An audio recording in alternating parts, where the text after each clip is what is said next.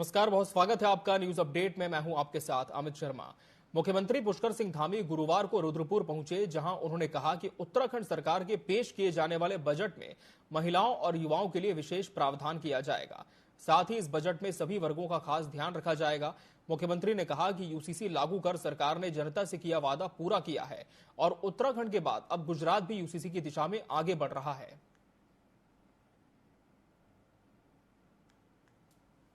Budget में हम तैयारी हमारी चल रही है और सभी वर्गों का उचित ध्यान रखते हुए, विशेषकर महिलाओं का, युवाओं का, गरीब का, किसानों का, और कुछ हम नवाचार भी करेंगे जिससे कि राज्य को समृद्धि हो, राज्य आगे बढ़े, समृद्ध बने, आत्मनिर्भर बने। हर दिशा में हम देश के अग्रणी राज्यों में हमारी गिनती हो। नवाचार के मामले में हमने विशेषकर युवाओं के लिए और महिलाओं के लिए इस बजट में विशेष रूप से हम प्रावधान करने वाले हैं और राज्य का जो राजस्व है उसको पूरी तरह से ठीक करते हुए राज्य को आगे बढ़ाना है, हमारी प्राथमिकता है।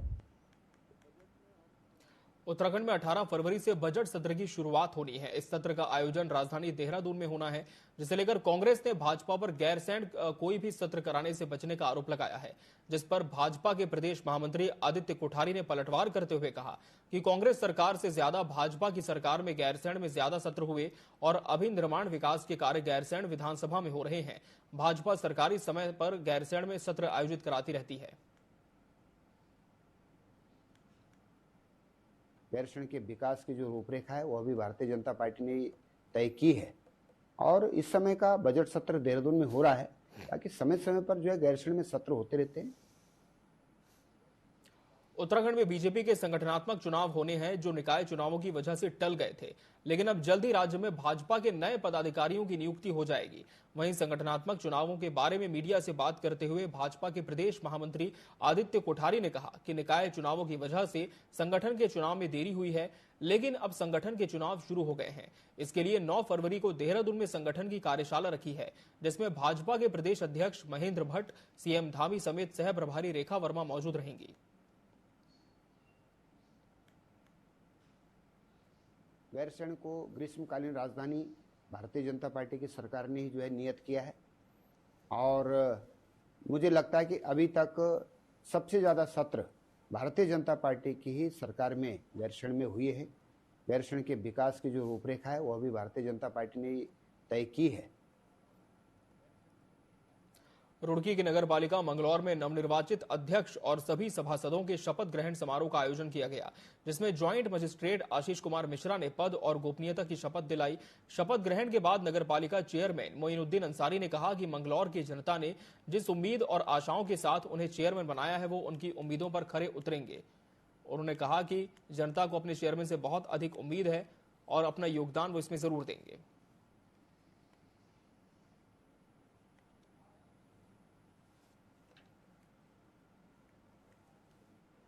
आज अपने शपथ समारोह में मंगलौर की जनता को तहे दिल से धन्यवाद देना चाहता हूं। उन्होंने मुझे इस लायक समझा और मैं अपने लोकप्रिय विधायक काजी निजामुद्दीन साहब को, अपने चाचा पूर्व चेयरमैन चौधरी इस्लाम साहब को और मंगलौर की जनता को तहे दिल से, दिल की गहराइयों से शुक्रिया अदा करना चाहता हूँ, बधाई देना चाहता हूँ। मुझ नाचीज को उन्होंने इस लायक कांग्रेस पार्टी समर्थित मोइनुद्दीन अंसारी साहब को चेयरमैन बनाया और 20 नगर पालिका के पार्षद चुने। उन सबको, सभी को हम लोग शुभकामना देते हैं और मंगलौर की जनता का बहुत शुक्रिया कि आपने एक बहुत अच्छा बोर्ड बनाया, बहुत अच्छे चेयरमैन को चुना और हम लोग उम्मीद करते हैं कि अब आने वाले वक्त में नगर पालिका मंगलौर का बोर्ड मंगलौर के लिए अच्छा काम करेगा। लालकुआं के नवनिर्वाचित अध्यक्ष और सदस्यों का शपथ ग्रहण समारोह आज नगर पंचायत के ग्रीन पार्क में आयोजित किया गया, जिसमें उप जिलाधिकारी तुषार सैनी ने नवनिर्वाचित चेयरमैन सुरेंद्र सिंह लोटनी और 7 वार्डों के सभासदों को पद एवं गोपनीयता की शपथ दिलाई।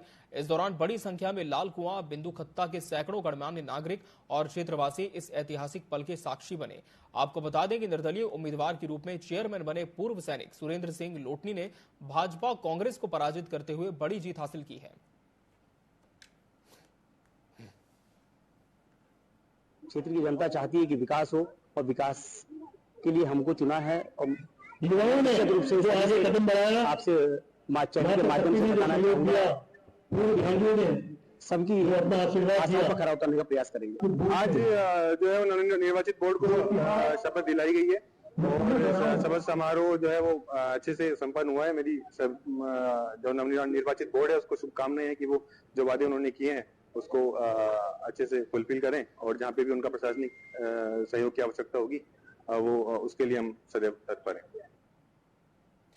उत्तराखंड में 38वें नेशनल गेम्स का आयोजन किया गया, जिसका शुभारंभ पीएम नरेंद्र मोदी ने 28 जनवरी को किया। वहीं अब इसके समापन के लिए सीएम धामी ने केंद्रीय गृह मंत्री अमित शाह से उत्तराखंड आने का आग्रह किया। इस बात की जानकारी देते हुए प्रदेश महामंत्री आदित्य कोठारी ने बताया कि 14 फरवरी को गृह मंत्री अमित शाह उत्तराखंड आएंगे। महामंत्री ने कहा कि उत्तराखंड का सौभाग्य है, हल्द्वानी में आयोजित होने वाले समापन समारोह में गृह मंत्री शाह हिस्सा लेंगे।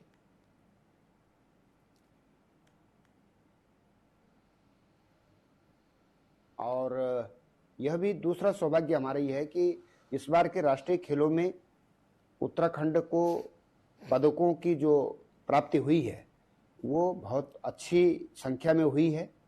टोटल पदकों की संख्या अगर हम देखेंगे तो पूरे देश भर में हम 6ठे नंबर पर हैं और अगर हम वरीयता क्रम के अनुसार देखेंगे तो उत्तराखंड 12वें नंबर पर है।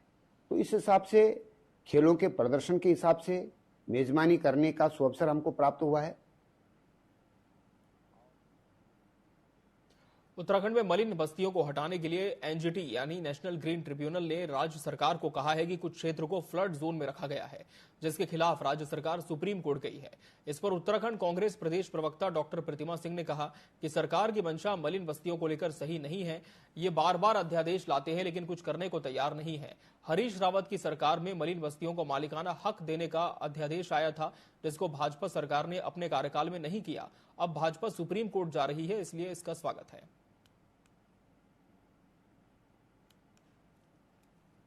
अगर सरकार की मंशा सही होती तो कई बार जो अध्यादेश ला करके आप उसका समय को बढ़ाने का कार्य कर रहे हैं, वो एक पूरी प्रक्रिया फॉलो करके आप उन्हें मालिकाना हक दिलाने का कार्य कर सकते थे, जिसकी शुरुआत कांग्रेस पार्टी ने की थी। उसके बाद हम सत्ता में नहीं आए तो आज ये स्थिति हो गई है कि मलिन बस्ती में रहने वाले लोग आज परेशान है अपने मालिकाना हक को लेकर के। सरकार की नीयत अगर साफ है तो मुझे लगता है बिल्कुल, अगर एनजीटी का आदेश है, क्योंकि एनजीटी का एक अपना दायरा है काम करने का, उन्हें पता है कि जो कुछ नदी नाले उनके आसपास जो भी बसावट होती है उसको नहीं होनी चाहिए, शायद वो उनके लिए ही अच्छी बात नहीं है। अगर सरकार की मंशा साफ है, सरकार सुप्रीम कोर्ट जा रही है तो हम उसका स्वागत करते हैं। आप बिल्कुल सुप्रीम कोर्ट जाइए और मलिन बस्ती के जो लोग हैं उनके लिए राहत की ही न्यूज लेके आए। उत्तराखंड के पर्वतीय क्षेत्रों में 3000 की आबादी पर एएनएम सेंटर खोले जाएंगे। आपको बता दें कि फिलहाल मैदानी क्षेत्रों में 10,000 और पहाड़ी इलाकों में 5,000 की जनसंख्या पर एएनएम सेंटर खोलने का मानक है। वहीं कांग्रेस प्रवक्ता गरिमा महारा दसौनी ने कहा कि भाजपा सिर्फ वादों की पार्टी है। इसके पहले भी 2014 में भाजपा ने लोगों से अनेकों वादे किए थे, लेकिन एक भी वादा इनका पूरा नहीं हुआ है।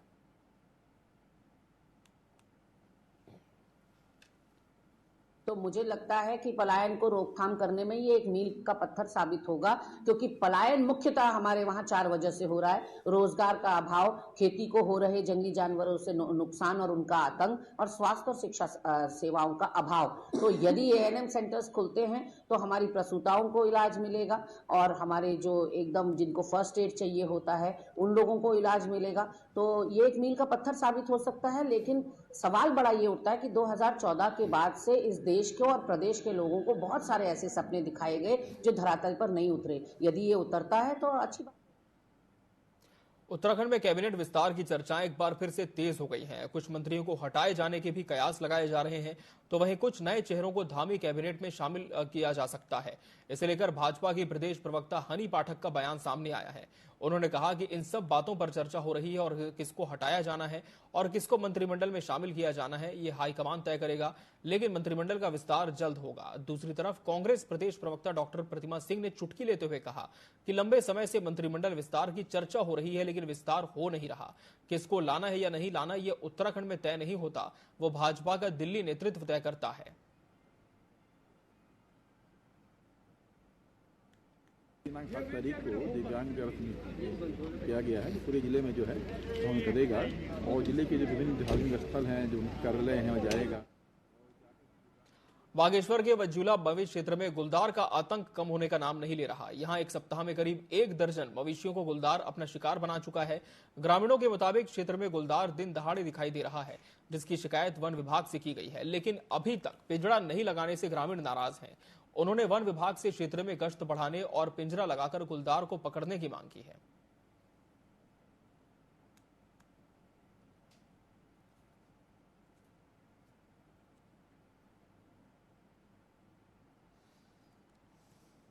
कई महीनों से जो है गुलदार का यहाँ आतंक चला है। लगभग दर्जनों मवेशी उसने मार चुका है और मैं विभाग से अनुरोध करना चाहूंगा कि जल्दी से जल्दी गश्त बढ़ाई जाए और पिंजरा लगाया जाए, जिससे कि हमें जो है राहत मिल जाए, क्योंकि वो जल्दी ही पहुंच जा रहा है और लोगों को अभी किसी भी व्यक्ति के साथ उसकी मुठभेड़ हो सकती है। सुबह भी एक व्यक्ति बाल बचा जिसके साथ उसकी मुठभेड़ हो चुकी थी, लेकिन 2-3 लोग होने की वजह से वो भाग गया।